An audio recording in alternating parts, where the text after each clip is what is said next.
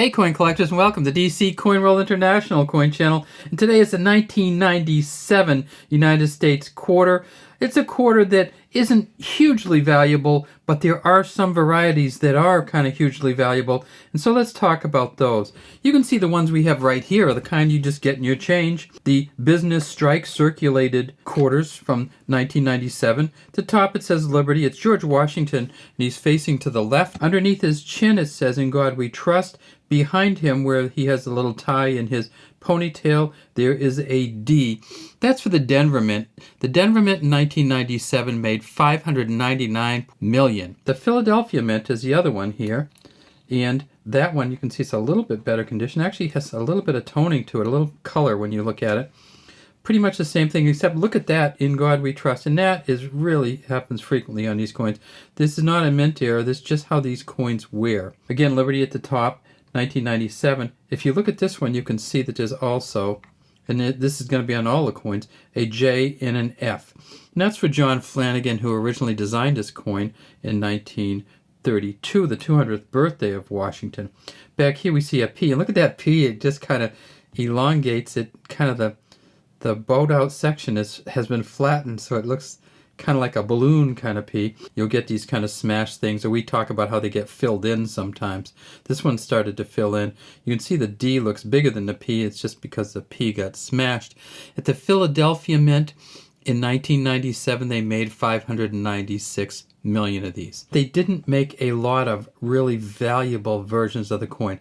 For some reason, 1997 was one of the years in which the number of quality coins is relatively low. So if you get to MS65, which is the Mint State 65, which is in pretty good shape, and I'll show you some that are coming up, you're talking about $17 to $22 in an MS or Mint State 65. So what you do is you go and look for your grandmother gave you a quarter back. There are proof sets and mint sets that they release every year.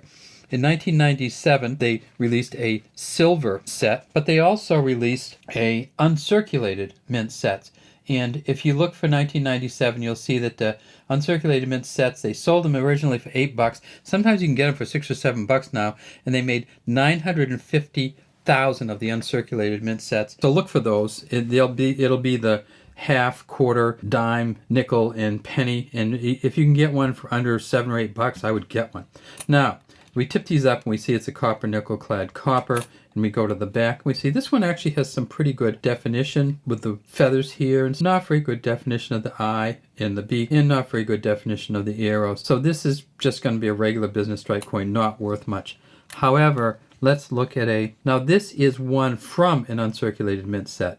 And you can see if you get in the uncirculated mint set, it might have the scratch on here like it gets from the mint, and that's not a mint error or anything. It just happens when the coins hit each other. Same Liberty and In God We Trust, but look at the coloring on this. Down here you can see the JF there. We see behind the P's little dot, but it doesn't matter. But that's a much better P, isn't it? We tip it up on the side and we see it's actually a shiny edge. And then when we get over to the back, it would cost close to as much as it would be valued to have it graded.